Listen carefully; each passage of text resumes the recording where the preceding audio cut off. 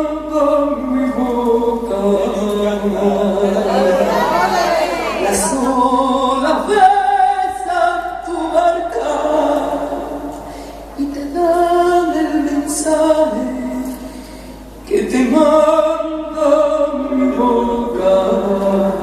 Perdona que interrumpa, pero con una voz así como canta esta niña, ¿quién coño no le compone a ella?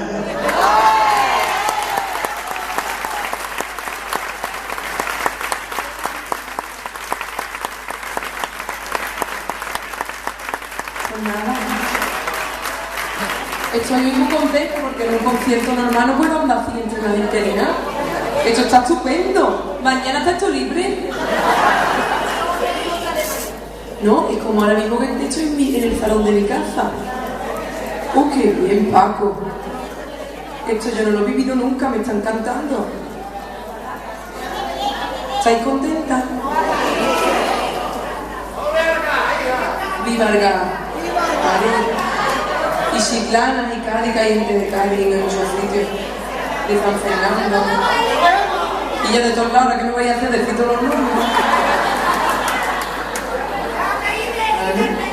Andalucía y parte del extranjero y de Almería que viene aquí conmigo.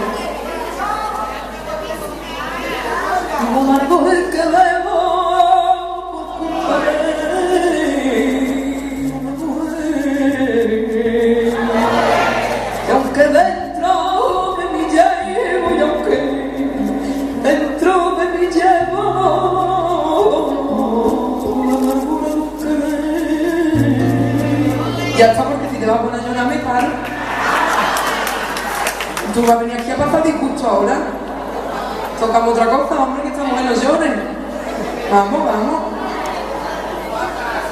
Estoy muy contenta, por eso estoy trabajando tanto.